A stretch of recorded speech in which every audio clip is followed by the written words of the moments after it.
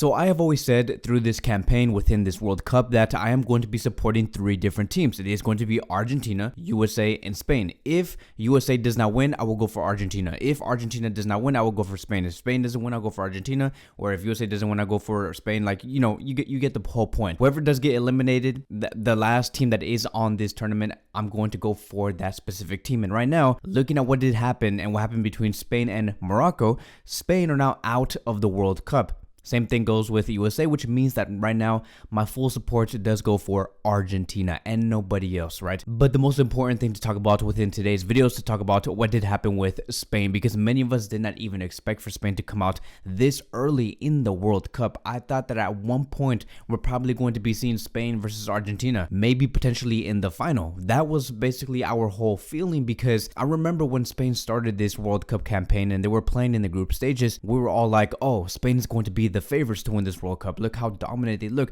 Look how they score so many goals in just one game. Spain are the team. Compared with like France and Brazil and Argentina, Spain can make it to the final. But now, looking at what Spain did in the past 2 games, which was Japan and Morocco, it was not the best result. I have no idea what happened to Luis Enrique's side, but they only went down on a spiral, like so bad. Like they went down so bad that they lost against Japan 2-1, and they were not even able to compete against Morocco and score about 2 or 3 goals. If anything, they looked very clueless against Morocco, and it's very disappointing because you and me know that Spain have so much quality. You know that there is players like Ansu Fati, Ferran Torres, Dani Olmo, Morata. All of these players are capable to score, but we also have to, I would say, give respect and really acknowledge what Morocco have done against Spain for defending so well. Like, yes, we are talking about how Spain should be scoring, but let's also talk about how great Morocco have defended, which is going to be like the highlight of this video. I want to give my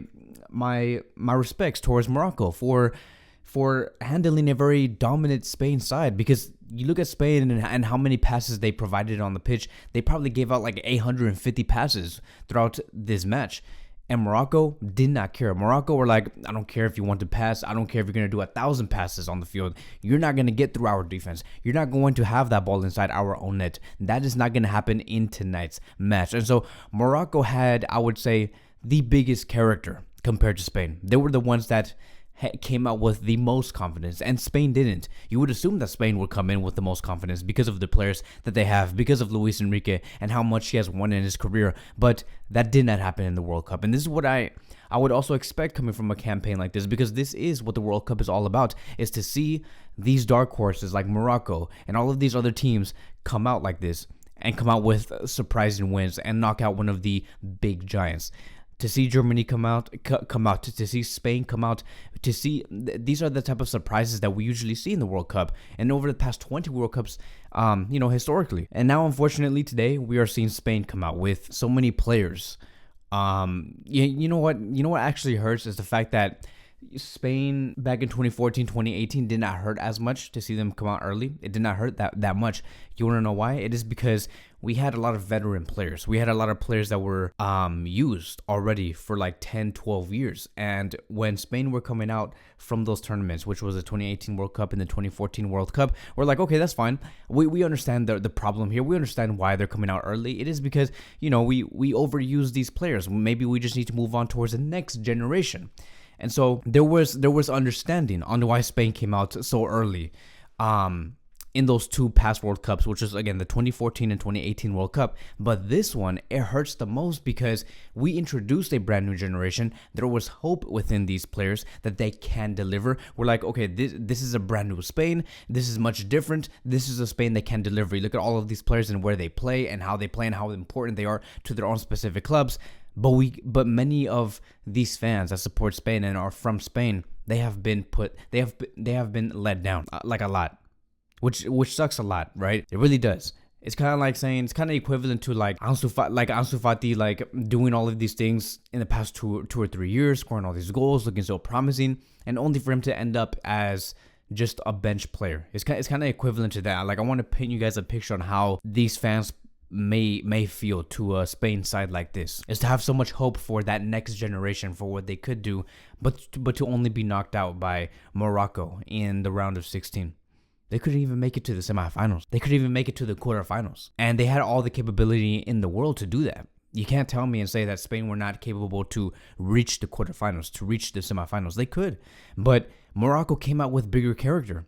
And sometimes that's all you need in football to go into the next round, especially in the World Cup when it's the knockout stages. All you need to do is have one good game and you're going to the next round, right? This is why people do say that the group stages and the knockout stages are two very different tournaments. You have chances to advance to the next round when you're in the group stages. In the knockout rounds, you don't. You have one bad game, you're out. You make one mistake, you're out. You make one bad call, one bad substitution, you're out. So I do want to give props towards the Morocco team. And I know I'm going to be like saying these names incorrectly, but I really just do want to shout these players out. So excuse me for saying them wrong. Hakimi, great player. He played phenomenal, taking care of like Olmo, taking care of players like Pedri, Asensio, Alba. You could not get past through Hakimi. Hakimi had a wonderful game, and to score the winning penalty and to make that celebration, right? Having the audacity to make a celebration like that after knocking down Spain in the round of 16, it speaks confidence. This is why I do say, and I did say this in the previous video, Hakimi and alongside with Trent are players that are considered as the best right backs in the world at the moment. And Hakimi has made a even greater case. So I'm so happy for Hakimi. Another player is Saiss. He's a center back for Morocco. Great player, right? Had a great performance. I'm sorry that I'm saying that incorrectly, but I just have to applaud this center back. What a great performance. Mazraoui, great performance. Ziyech, great performance. Bofal, great performance also. Onahi, I hope I'm saying this correctly. Again, excuse me for saying these incorrectly. But I never heard of these players in my life. I mean, some I have, like Hakimi, Ziyech, but like the midfield, right? Amrabat, the central defensive midfielder. Another just great performance. And I hope that these players get recognition, and I hope that clubs look at these players and say, we need to sign these players because they have been disciplined. They defended so well. Spain did everything that they could with their technical power, but Morocco were just, again, coming out on top in the end, really giving Spain that feeling that you're not going to get through us. And Spain, I felt like they were losing confidence as the game continued to go by. We look at the stats between Spain and Morocco. Spain had a total of 77% possession. They were the ones that had the ball, but in the end it ended 0-0, and they took Spain to the penalty phase. Expected goals, it's not that different, right? This is kind of like proof to show you that Morocco defended well. You would assume that Spain had a lot of chances, but they couldn't put the ball in the net, but they actually didn't.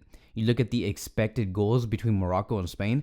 Spain had a total of 0.93. 0.93, while Morocco had 0.73.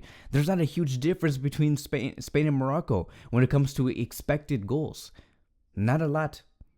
It's really not a lot. You look at the reason why it's like that is because if we look at Morocco and Spain, right? Morocco had 2 shots on target, while Spain only had 1 shot on target. Again, ladies and gentlemen, Spain had 77% possession. You would assume that they probably had more shots on target than Morocco, but it shows you that Morocco defended Spain so well that they couldn't even put the ball on target.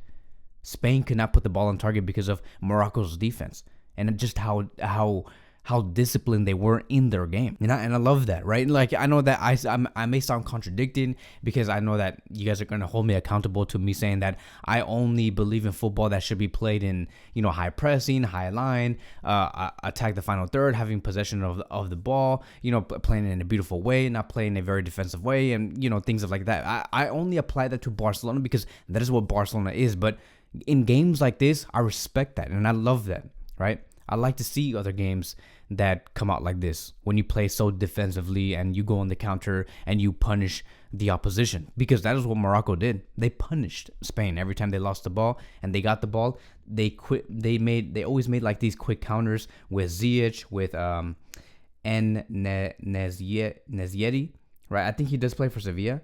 Yeah, he does play for Sevilla. He's 25 years old. He's the center forward. They always went on the counter. They made a long ball, went on the counter, and they probably gave all of these fans from Spain so many heart attacks because they saw a few good chances.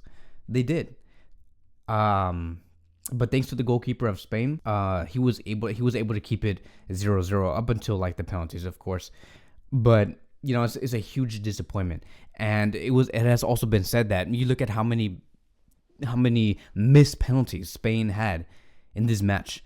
Before this match even started, it was reported that Luis Enrique practiced 1,000 penalties with his players to make sure that they are penalty bulletproof, that they can win any penalty tournament. They practiced 1,000 penalties. Do you know how much that is? 1,000 penalties? Go ahead and go do 1,000 penalties yourself and just tell me how that feels. It's a lot of repetitions, and to do all of that. And to go into this game against Morocco and miss 2 or 3 penalties. I don't know. I know Luis Enrique is frustrated at what went down in this game. Another thing that really did piss me off is that there were moments where Spain could have counterattacked Morocco. There were many times where Busquets had the ball in open space and he had all the open space in the world right in front of him to go on the counter, and Busquets could have easily put Spain in a 5v4 situation where they had 5 players attacking, right, Spain, and 4 players defending. They had the superiority every time they tried to go on the counter. There were many times like that. Sometimes Pedri had that, sometimes Gavi had the ball and he could have started the counter attack, or even with there were other players in this game that also played. I'm not just trying to talk about Barcelona players, but Llorente also, Ferran Torres. They had the opportunity to go on the counter, but what did they do? They sat back, they passed the ball back. They're like, okay, let's just restart our attack. And I'm like, what the heck? This is not the type of game where you're supposed to be just restarting attacks and passing it back, even if you had all the opportunity in the world to go on the counter and to attack those spaces, to run through those spaces, but Spain did not want to do that. I'm like, are you serious? You really just want to outpass Morocco and then score the goal? Do you really have to just make 150 to 200 passes before you put the ball inside the net? If you see a clear counterattack, why not just punch through that? Even if you don't practice that, okay? Worst case scenario, even if you supposedly do not practice that in training, if you see that opportunity and you know that it's 0-0 and you want to make it 1-0, go on the counter. The heck is wrong with you? Just go. I understand that you may not be as good on the counter like France or Germany or Argentina or any of these other teams, but at least try. You have the pace on the wings. Why do you always have to make 150 to 250 passes to score the goal? You don't have to do that. It doesn't have to be your religion. It doesn't make any sense. So those are one of the things that really did piss me off about this Spain side, is that possession's not that important, dude. It's really not that important. Take that risk. Even if you may lose that ball on the counterattack, just do it. It does not matter. You have 77% possession, but for what? You could even put more shots on target compared to Morocco. So clearly things were not working. So I expected way more bravery, way more character coming from this Spain side. And it kind of sucks because we also talked about how we want Spain to do good and to, at the very least, fight and maybe even come out in the semifinal. At the very least, right? To come out fighting, maybe if they get knocked out from the semifinal, fine. But we wanted that for the players at the very least, and especially for the Barcelona players, so they can come back to Barcelona and come with high confidence. Now, these players like Ansu, who barely even played, Alejandro Balde, who barely even played, who Eric Garcia, we did not even see. Why even get called up?